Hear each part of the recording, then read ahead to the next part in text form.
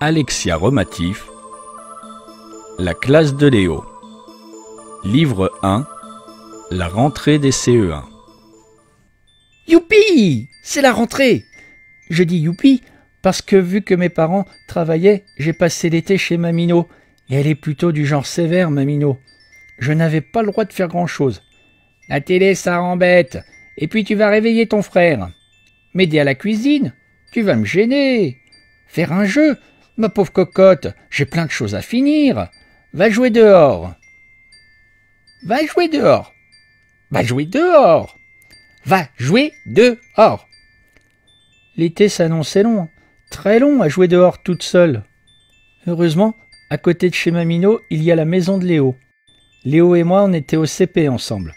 On ne se parlait pas trop en récré, il jouait toujours au foot. La mère de Léo, elle travaille à la maison sur son ordinateur. Alors cet été, Léo aussi devait aller jouer dehors. Et comme il s'ennuyait aussi, on s'est ennuyés ensemble. On a fait des cabanes, du vélo, il m'a appris à jouer aux cartes, et moi, je lui ai montré comment faire des Scooby-Doo. Finalement, on s'entendait bien, et les grandes vacances sont vite passées. Ah, au fait, moi je m'appelle Capucine. Aujourd'hui, c'est donc la rentrée. Avec Léo, on attend que ça sonne pour savoir enfin dans quelle classe on est. Dans un coin de la cour, des enfants s'agrippent à leurs parents. Une maman console un petit blond avec des grosses lunettes qui se mouche en faisant un bruit de trompette. Ce sont les CP. Ils sont un peu perdus dans cette grande école.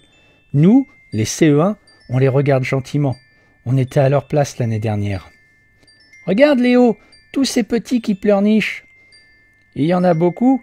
Ma mère dit qu'il va sûrement y avoir 3 classes de CP. Tu as vu? Les maîtres de CE1 ont changé. Je me demande qui on aura. J'espère qu'on sera ensemble. Ça sonne, enfin. Le directeur arrive dans la cour avec toutes les listes d'élèves. Il commence par les CM2, puis les CM1. Petit à petit, les élèves rentrent tous dans leur classe avec leur maître. Nous, on s'impatiente. Léo commence à souffler. Je lui fais les gros yeux. C'est pas le moment de se faire punir. Enfin, ça y est. Le directeur parle des CE1. Cette année, il y a 2 classes de CE1. Je vous présente les 2 professeurs qui s'en occuperont. Je vois près de lui un gros monsieur presque chauve et une petite dame à lunettes avec un grand sourire. Je serre le bras de Léo. Pourvu que je sois avec la dame, il me fait peur le maître. Léo me sourit.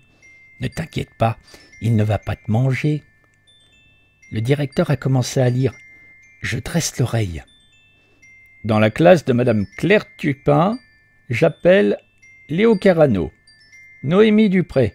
Oh, pourvu qu'il m'appelle, je ne veux pas être avec le maître. Capucine Val. Ouf, Léo, je suis avec toi et la maîtresse. Super. On va tous se ranger devant la petite dame à lunettes et on rentre en classe. Aujourd'hui, vous allez d'abord vous présenter, dit la maîtresse. Mais comme c'est très facile de parler de soi, vous allez devoir présenter un camarade. Je vais vous appeler 2 par 2.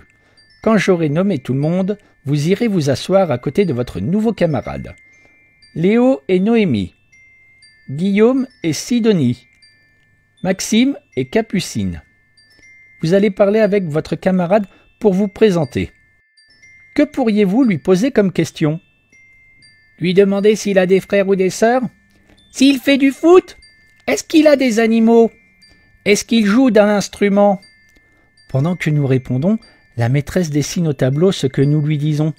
Une maison avec des petits bonhommes pour les frères et les sœurs, un ballon et une note de musique pour nos activités, un chien et un chat pour savoir si on a un animal. Chacun va s'asseoir à côté de celui qu'il doit présenter. Je cherche Maxime des yeux, mais il a déjà pris la place de Léo à côté de moi. Il me dit qu'il vient d'avoir une petite sœur, qu'il habite dans un appartement seul avec sa maman, qu'il va aller à son premier cours de judo mercredi prochain et qu'il n'a pas d'animal, mais qu'il rêve d'avoir un grand aquarium dans sa chambre.